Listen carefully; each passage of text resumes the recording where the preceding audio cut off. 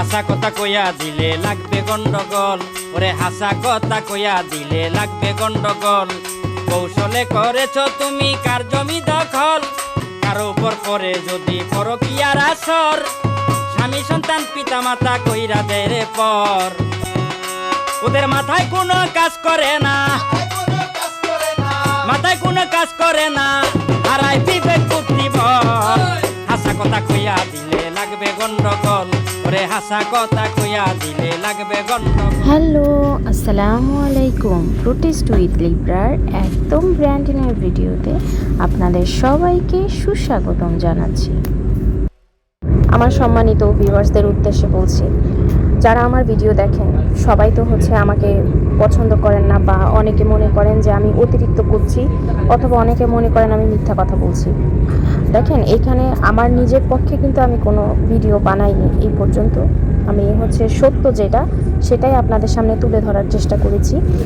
এখানে খুকি কিন্তু আমার রক্তের সম্পর্কের আত্মীয় বা আমার রিলেটিভ কেউ না। তো খুকির জায়গায় যদি খুকির উপর যারা জুলুম করছে তারাও যদি হতো, তাহলে আমি তাদের পক্ষ নিয়ে কথা বলতাম। আর একটা বিষয় আমার পক্ষে তো আর সবার প্রবলেম সলভ করা পসিবল না, তাই না?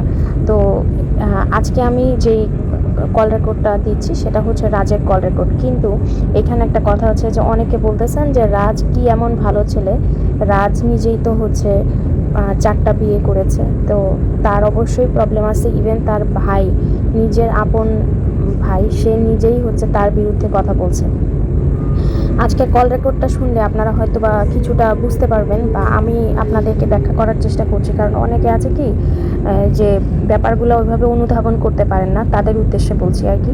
বা আমি বললেই যে অনেকের মেন্টালিটি বা তাদের প্রতি যেই জিনিসগুলো আমি বললেই সেটা ওইটা মনে করবেন যে হ্যাঁ আমি যেটা বলছি সেটাই ঠিক, সেরকম না। কিন্তু আমি চেষ্টা করছি যে আমি যেই থিংটা করি, কারণ কারোর সাথে তো আমাদের আসলে কোনো পার্সোনাল সম্পর্ক নাই, সেজন্য পক্ষপাতিত্বেরও কোনো বিষয় নেই। তো আমি বলবো, আমি যেটা ধারণা করেছি বা আমি যেটা বিশ্বাস করি এবং আমি যেটা প্রুফ পেয়েছি বা আমার কাছে যেটা সঠিক মনে হয়েছে সেটাই আমি আপনাদের সামনে তুলে ধরেছি। তো আমার কাছে মনে হয়েছে রাজের ভাই এবং রাজ যেটা করছে এখন বর্তমানে পুরোটাই নাটক। কারণ আপনারা দেখবেন যে রাজের ভাই গত 2 থেকে 3 মাস আগে সম্ভবত ওই শারমিন যাকে নিয়োগ করেছিল তার সাথে একটা বাকবিতণ্ডায় জড়িয়ে যায়। তখন তার ভিউ ভালো ছিল, তারপরে সেটা শেষ হয়ে যাওয়ার পরে তার পরবর্তী ভিডিওগুলো দেখবেন সেখানে কিন্তু রিচ খুবই কম। তো সেটা সে রাজের সাথে মিলিয়ে, রাজও কিন্তু কোনো টপিক পাচ্ছে না, যেহেতু তার বিয়ে সম্পর্কিত ওরকম কোনো আপডেট নেই এবং তার বাসায় এমন কিছু নাই যে সে দেখাবে, তার তো কোনো ডেইলি অ্যাক্টিভিটিস নেই। তো তারা দুজন মিলে হয়তো বা সংঘবদ্ধ হয়ে এরকম একটা প্ল্যান করেছে যে আমরা ফ্যামিলিগতভাবে একটা ক্রাইসিস তৈরি করি, তাহলে আমাদের ভিউ বাড়বে।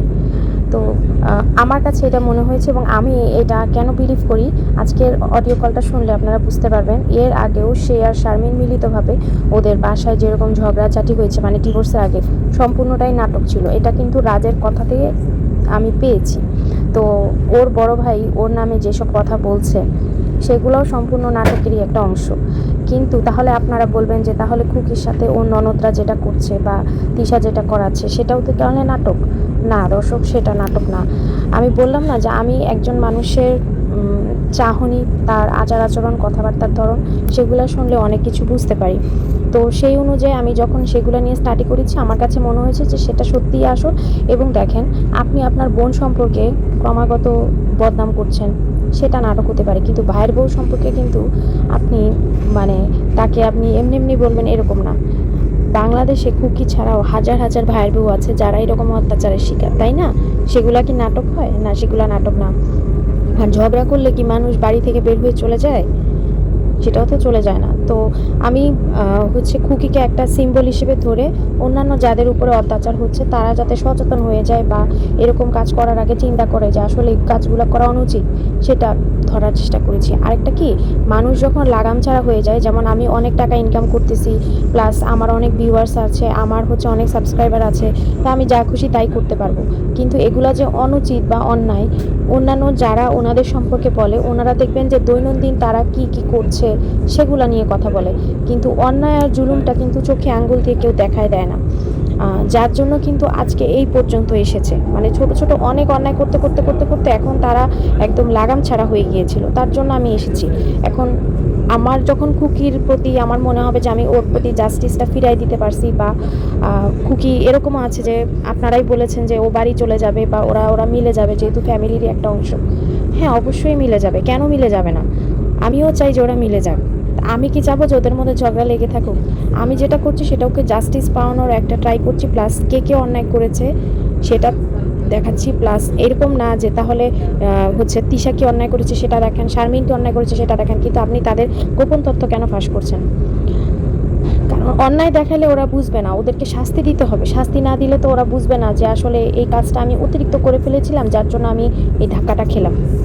বুঝতে পেরেছেন? এখন আমি যদি বলি যে শারমিন এই কাজগুলো করে অনেক অন্যায় করেছে, খুকির পিছনে শুধু শুধু লেগেছে তিশার কথা, এই জন্য এটা ওরা অনেক অন্যায় হয়েছে, তিশাকে শাস্তি দেওয়ার জন্য আমি হচ্ছে তানজিলার বাবার নামটা নিয়ে আসলাম। এখানে কিন্তু তানজিলার কোনো ফল্ট ছিল না, তিশার জন্যই তানজিলা যত কিছু সম্মুখীন হয়েছে। আবার শারমিনের যেই ইয়েটা হয়েছে, যে বিষয়গুলো সামনে এসেছে, এর জন্য ওর মা বা ভাইয়েরও হয়তো বা ইমেজ লস হয়েছে, কিন্তু এটার জন্য তো আসলে ওনাদের কোনো দোষ নাই, তাই না? তো যার যার কর্মফল তাকে পেতে হবে। আমি জাস্ট একটা উছিলা মাত্র। তো এর মানে এই না যে আমি দুনিয়ার সবাইকে আমি জাস্টিস এনে দিতে পারবো বা দুনিয়ার সবার মুখোশ উন্মোচন করতে পারবো। আপনাদের কাছে যে মনে হয় যে আরও অনেকের মুখোশ উন্মোচন করা দরকার বা দেশের আরও অন্য মানুষকেও সাহায্য করা দরকার, আপনারা করেন। আমার সাথে যতটুকু আছে আমি অতটুকু করছি। এখন দেখেন, খুকি বাড়ি থেকে বের হওয়ার 2 মাস পরে আমি বিষয়টা জানতে পারছি, তাই না? তার আগে কিন্তু আমি জানতাম না বা এই বিষয়ে কথা বলিনি। তো আমি যদি সেটা স্টাডি করে পেতাম যে খুকিরও দোষ আছে, মানে একটা ঝগড়া লাগলে তো অনেকের, কারো একেবারে সবাই যে ফেরেস্তা তা না, খুকিরও দোষ আছে, কিন্তু আমি যদি দেখতাম যে খুকির 50%-এর উপরে দোষ, তাহলে কিন্তু আমি আসতাম না। বা আমি যদি দেখতাম যে খুকির উপর জুলুম করা হয় নাই, তাহলে আমি আসতাম না। আবার আমি যদি প্রমাণ না পাইতাম যে যারা যারা এগুলো করেছে তাদের আসলে অনেক অন্যায় আছে, সেগুলো না পেলে কিন্তু আমি আসতাম না। আমি পেয়েছি দেখে আমি এই বিষয়ে কথা বলতে এসেছি, কারণ এখানে খুকিকে সম্পূর্ণ একা পেয়ে তার উপর জুলুম করা হয়েছে। ঠিক আছে? এখন আবার অনেকে আবার বলতেছেন যে খুকি তো নিজের ইউটিউব চ্যানেল আছে, তো সে তো এগুলা বিষয়ে অনেক কথা বলেছে।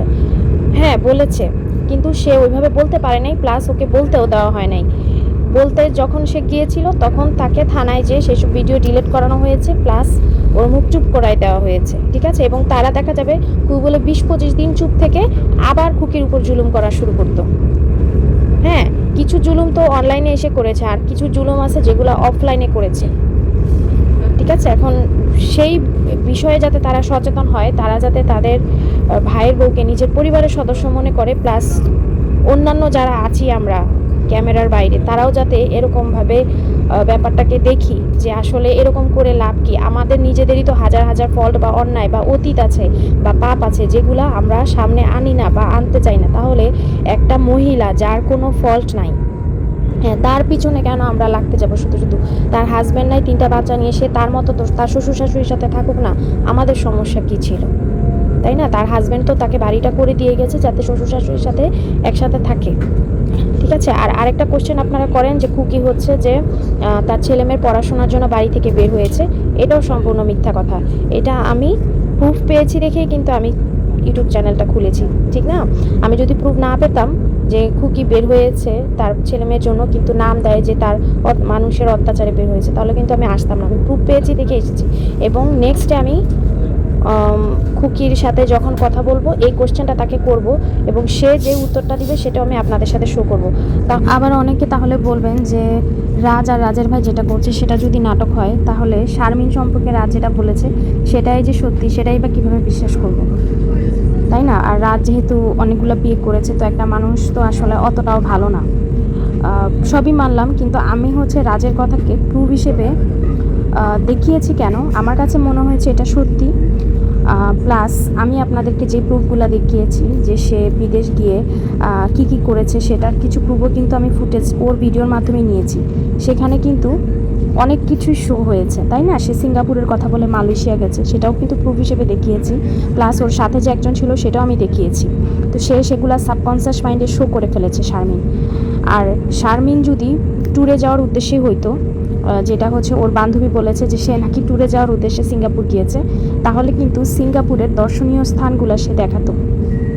সে কিন্তু সিঙ্গাপুরে গিয়ে কোনো একটা ট্যুরিস্ট প্লেসে গিয়েছে, সেগুলা কিন্তু সে দেখায়নি, বা মালয়েশিয়ার কোনো ট্যুরিস্ট প্লেস সে দেখায়নি। সে দেখিয়েছে কি তার রুম, প্লাস হচ্ছে সে দেখিয়েছে সে কোথায় শপিং করতে গিয়েছে সেগুলা, ঠিক আছে। কারণ ট্যুরিস্ট প্লেসগুলোতে তার সাথে এমন কেউ ছিল, বা সম্ভবত আমরা যেটা হয় আর কি, আমার সাথে যেমন আমার হাজব্যান্ড থাকে, তার ফলে দেখা যায় কি আমরা দুইজন মিউচুয়াল ছবি তুলি, অথবা আমাদের আসলে ওই বিষয়টা ওই সময়টা এনজয় করার ট্রাই করি। কিন্তু ও কী করেছে, ও যখন কোনো জায়গায় শপিং করতে গিয়েছে সেগুলো দেখিয়েছে, বা কোনো জায়গায় ট্রেনে করে যাচ্ছে বা হচ্ছে ট্যাক্সিতে করে যাচ্ছে, সেগুলো আপনাদের সাথে শেয়ার করেছে। সে যদি ট্যুর ব্লগই করতো, বা হচ্ছে আপনাদের সাথে এই বিভিন্ন হচ্ছে স্পটগুলো শেয়ার করতো, তাহলে কিন্তু বোঝা যেত যে সে হচ্ছে ব্লগ করতে গিয়েছে।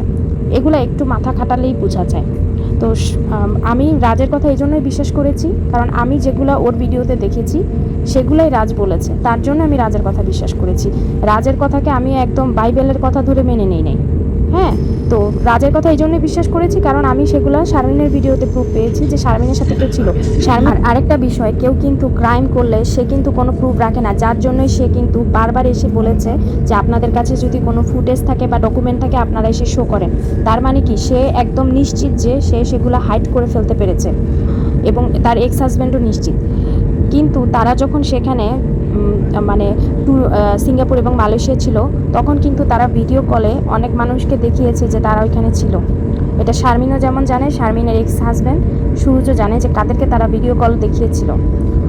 তো তারাই আমাকে বলেছে। এখন সেটা আমি বলতে চাচ্ছি না, কারণ সবারই একটা সিকিউরিটি ইস্যু আছে, আর কেউ যদি না চায় যে সে সামনে আসবে, আমি কেন তাকে সামনে নিয়ে আসবো বলেন। তো এই জন্য আমি জানি যে ব্যাপারটা সত্যি। তো রাজ বলছে দেখে যে সত্যি, আসলে তা না। আর রাজ এখন শারমিনের ব্যাপারে যেগুলো বলেছে সেগুলাতে তার কিন্তু কোনো স্বার্থ নাই, ওর সাথে এখন আর কোনো ওই রকম কোনো দ্বন্দ্ব নাই, কারণ ওদের সব মামলা মিটে গেছে, বা রাজ এখন শারমিনের থেকে অনেক দূরে। সে যেগুলো বলেছে সেগুলা হচ্ছে যেটা রিয়াল ফ্যাক্ট বা ঘটনা সেই হিসেবে বলেছে। এখন রাজের অনেক পার্সোনাল প্রবলেম থাকতে পারে, কিন্তু রাজ কিন্তু কারো উপর জুলুম করছে না যে রাজের দ্বারা কেউ ক্ষতিগ্রস্ত হচ্ছে, বা রাজ কোনো একটা মানুষকে মেরে ফেলেছে, বা রাজ তার পারিবারিক কারোর উপরে কোনো অন্যায় অবিচার করছে। আমি এখানে রাজের কথাটাকে সত্যি ভেবেছি দেখে আপনাদের সাথে শেয়ার করেছি, না হলে কিন্তু করতাম না। কিন্তু রাজি যে আমার কাছে একমাত্র প্রমাণ দিয়েছে ব্যাপারটা কিন্তু আসলে তা না। তাহলে দর্শক, এখন আপনারা একটু ওই কল রেকর্ডটা এনজয় করেন। যখনই ফোন ঘোরাচ্ছে যে কিনাটা নিচ্ছে, আমি তখন লাইভ দেখতেছিলাম ও যে কোথায় নিয়ে যাচ্ছে আর কি ব্লগিং করতেছে, আর আশেপাশে কে আছে এগুলো সব দেখা যাচ্ছিল। ওগুলো এখন ছেড়ে দিছে আপু, বুঝছেন, ওগুলো আর ভালো লাগে না। তাহলে বিয়ে করলেন কেন এটা কোন? ও কি আইসা মাপ চাইছিল নিশ্চয়ই নাকি? আমার আব্বু মুখে রাত্রে তখন বাজে 8:30, আমার বাসা থেকে আমি যখন বলছি বিয়ে হবে না, বিয়ে ক্যান্সেল, তখন আমার বাসায় এসে আমার আব্বু আম্মুর কাছে এসে মা কার চাইয়া মাথা মুথা বাইরে খুলে আলাইছে, টুলাইয়া তারপর আমার আব্বু আম্মুকে কনভিন্স করে গেছে যে, তারপরে আমার আব্বু আম্মু বলছে যে কি করবি, মেয়েটা অসহায় হয়ে গেছে, এখন যদি বিয়েটা ভেঙে যায় তাহলে মা নিজের সব শেষ হয়ে যাবে। কিন্তু ও কি প্রমিস করছিল যে ওই ধরনের কাজ আর করবে না? প্রমিস করছিল যে এই কাজ আর করবে? বলেছিল যে আমার ফোন তোমার কাছেই থাকবে, আর ভিডিও বানানোর যে বিষয় ওটা তুমিই করে দিও। তো ফোনটা আমার কাছে ওই আছে না, একটা মানুষের ট্রাস্ট হওয়ার জন্য যে কয়েন লাগে, ওইটাই খেলছিল আমার সাথে। তো ওই যে ধরেন আমি তো বাইরে যাব আমার অ্যাকাউন্টে থেকে টাকা বার করার জন্য, তো দেখা গেছে আমার তখন এক্সচেঞ্জ ছিল না, মনিটাইজেশন পাইছি ঠিকই, কিন্তু আমার নামে এক্সচেঞ্জ আনতে পারি নাই। তো আমার এক্সচেঞ্জটা ছিল শারমিনের এক্সচেঞ্জটা, তো শারমিনের ব্যাংক অ্যাকাউন্টে আমার টাকাগুলো আসতো। তো ওই কারণে ওর যে কার্ড, ভিসা কার্ড, ওই ভিসা কার্ডটা আমার কাছেই থাকতো। আমি আমার আব্বুকে বা আমার আম্মুকে বলছিলাম যে এই যে এখন তোমরা রাজি হয়েছো, ঠিক কোনো একদিন দেখবা এটা অনেক বড় একটা কালসাপ হয়ে বের হবে, তখন আর কোনো গতি থাকবে না। না, তারপরে নিজে নিজেই এত জোর করে বিয়ে করে আবার নিজে নিজে ডিভোর্স দিল, ঘটনাটা কি কিছুই বুঝলাম না। এমন তো কোনো ঘটনা ঘটনাই তো যার জন্য ডিভোর্স দিতে হবে। থেকে অনেক সিরিয়াস ইস্যু নিয়ে মানুষ সংসার করতেছে না। কিছুই ছিল না। আর ওই যে ডিভোর্স হওয়ার আগে যে ভিডিওগুলো আপনি দেখেছেন, ঝামেলা হয়েছিল আমাদের মাঝে, ওটা ফেক ছিল, ওটা একটা ফেক ছিল। আর ঝগড়ার ভিডিও গুলো সবকিছু ফেক ভিডিও ছিল।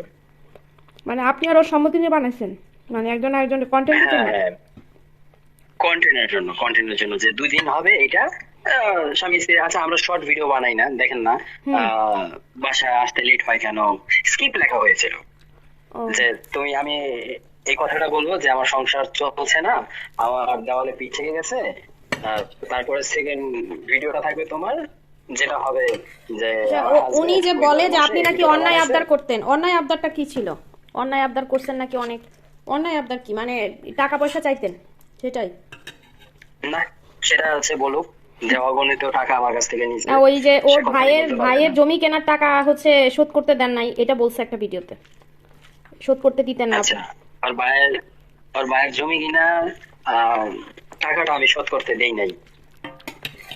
হ্যাঁ এটা। ওরা যে জমিটা কিনে আর ভাইকে নিয়ে, হুম। ওরা যে জমিটা কিনে আর ভাইকে নিয়ে 25 লক্ষ টাকা, জমির দাম ছিল 23 লক্ষ টাকা, ধরেন 22 লক্ষ টাকার মতন।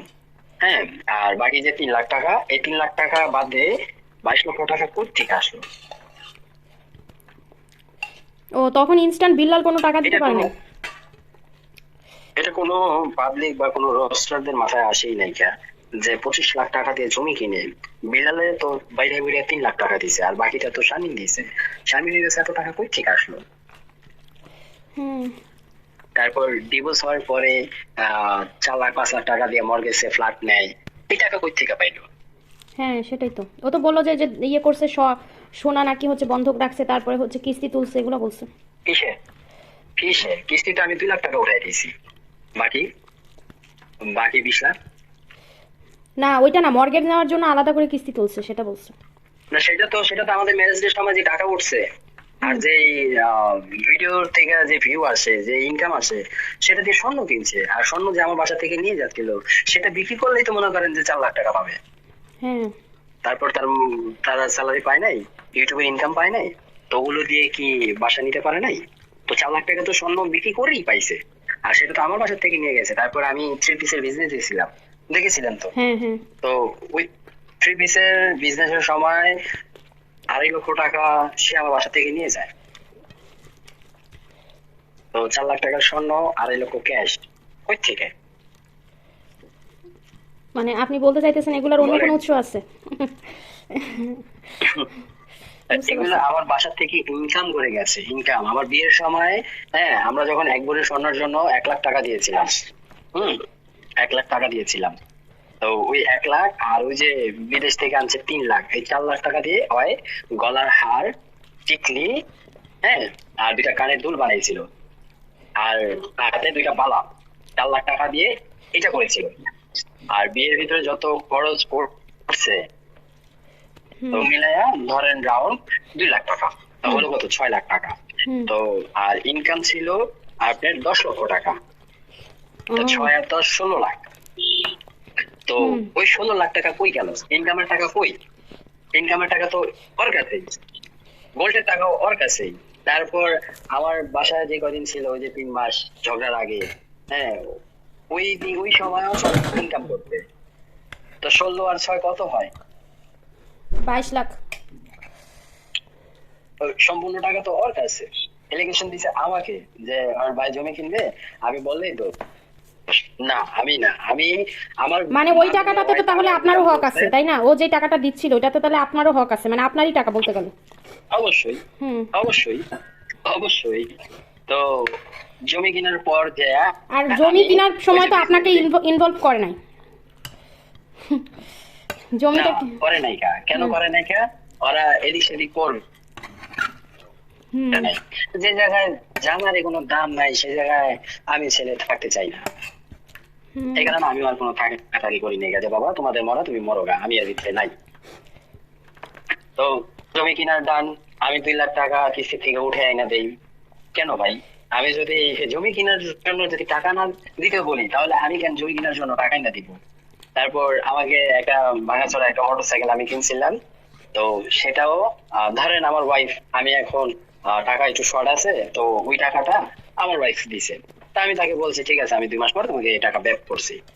তো সেই টাকা দেওয়ার আগে তো তারা বাইক নিয়ে আমার ফোন নিয়ে সবকিছু নিয়ে তারা চলে যায়। হুম যায়া এক মাসের মধ্যে 10 দিনের মাথায় আমাকে মামলা দেয়।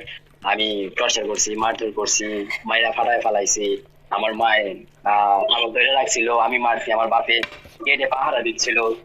তা আমি বললাম যে ঠিক আছে যদি আমি এত কিছু করি তাহলে তো পুরো বাসার প্রায় সিসি ক্যামেরা আছে, অবশ্যই ফুটেজ থাকবে, ঠিক না? হুম তো তারা গুলো ফুটেজ দিতে পারে নাই।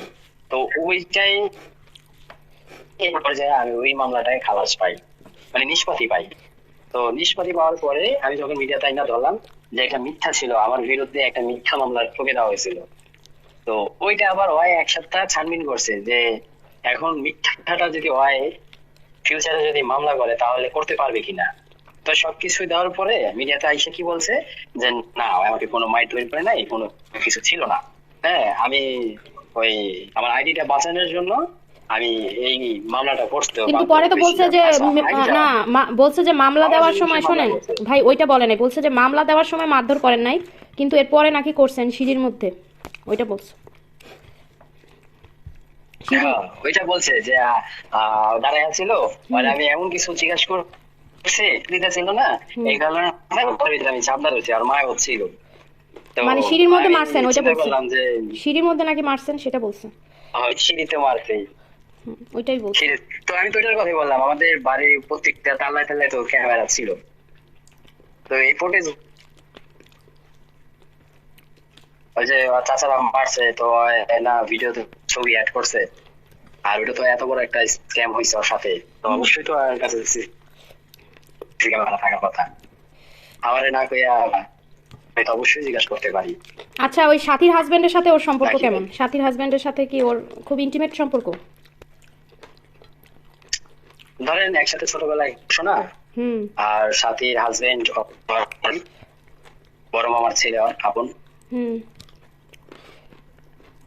মিলন শারমিনকে যা বলবে তাই করবে, কারণ বিল্লাল এই দুইটাকে না মানে,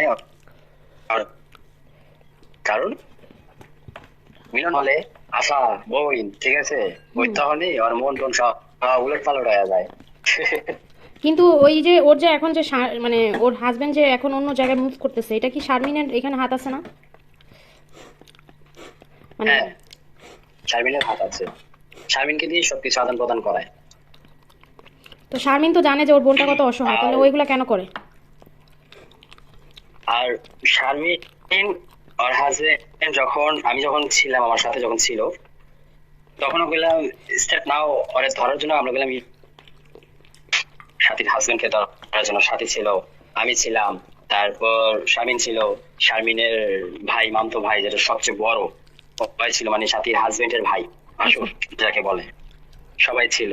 তো সেই জায়গায় আমার সাথে যখন রুট ব্যবহার করে যে হু আর ইউ, তুই কে, তুই জায়গায় সুস্কে, আমারও যখন এই চার্জগুলো আর ভাই যখন বলে তখন আমি যে গাড়ি নিয়ে ফিরলাম ওকে রিসিভ করার জন্য, আমি ওই গাড়ি নিয়ে আমি আমার বাসা চলে আসি, ওদেরকে এয়ারপোর্টে ফেলাই ফিয়া তোদের জায়গা, আমার বাড়ির ছুটে ঢুকবি না। আল্লাহ বাংলাদেশ আন্তর্জাতিক এয়ারপোর্টে আমরা হালাই ফিয়া। আর বিদেশের গভর্নমেন্ট এরকমই ছিল, ওই ওর এক্স হাজবেন্ডের লোক ট্রান্সফার করবে, আর 10 দিন যে ছিল ওইটা ওর হাজবেন্ডের সাথেই ছিল। ডিউটি হয়েছিল তুমি আসবা এরিয়া ঘুরবা আমার সাথে থাকবা আর 3 লাখ টাকা নিয়ে তুমি বাড়িতে যাবা। আল্লাহ, আর এ নাকি আবার এতিম। আচ্ছা ঠিক আছে ভাই, ভিডিওটা অনেক বড় হয়ে যাওয়ার জন্য দর্শক আমি আজকে এখানেই বিদায় নিচ্ছি। খুব শীঘ্রই আপনাদের সামনে অনেক বড় একটা ধামাকা নিয়ে হাজির হবো, তবে তার আগে অবশ্যই আমার চ্যানেলটাকে সাবস্ক্রাইব করে এই ছোট চ্যানেলটার পাশে থাকবেন এবং সত্যের সাথে থাকবেন। আর আজকে আমি একটি ট্রান্সপোর্টে থাকার কারণে আমার যতগুলো ভয়েস ওভার দিয়েছি হয়তো বা অনেক বেশি নয়েজ থেকেছে, আপনারা অবশ্যই একটু ক্ষমাসুন্দর দৃষ্টিতে মানে একটু ম্যানেজ করে নিয়েন আর কি। তো আমার নেক্সট ভিডিও রাখ পর্যন্ত সবাই ভালো থাকুন, সুস্থ থাকুন, টিল দেন আল্লাহ হাফেজ।